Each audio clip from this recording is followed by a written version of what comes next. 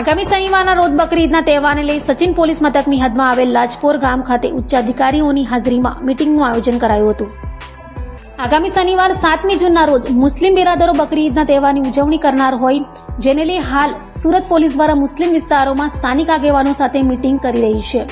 ત્યારે ગુરુવારના રોજ સાંજે સચિન પોલીસ સ્ટેશન હદમાં આવેલ લાજપોર ગ્રામ પંચાયત ખાતે નાયબ પોલીસ કમિશનર ઝોન 6 રાકેશ પરમારની અધ્યક્ષતામાં આગામી બકરી ઈદ તહેવાર અંગે મીટીંગનું આયોજન કરાયું હતું, જેમાં મદદનીશ police commissioner I division NP. Gohil તથા પીઆઈ અને અન્ય પોલીસ કર્મચારીઓ તેમજ હિન્દુ મુસ્લિમ સમુદાયના આગેવાનો તથા શાંતિ સમિતિના સભ્યો હાજર રહ્યા હતા.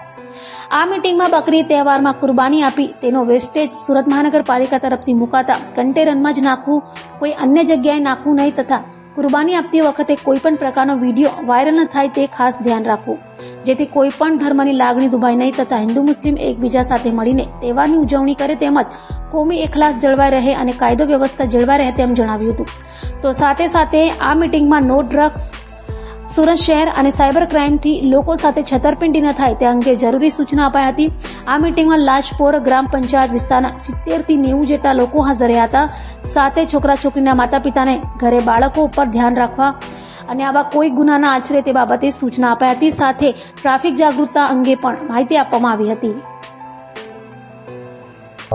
आज रोज सचिन पुलिस स्टेशन के जुरिस्डिक्शन में लाजपुर गांव में लाजपुर, कपलेथा, कोयडा, कचौली और आसपास के गांव के सोशल एंड रिलीजियस लीडर्स हैं, उनके साथ आगामी जो बकरी ईद का फेस्टिवल है उनके अनुसंधान एक पीस कमेटी का एक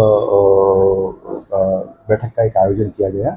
उसमें जो बकरी ईद के त्यौहार अनुसंधान है लॉ एंड ऑर्डर की परिस्थिति अच्छी तरह से रहे और कोई भी अनिच्छनीय बनाव न बने, उसके लिए पुलिस विभाग की तरफ से प्रॉपर ब्रीफिंग किया गया.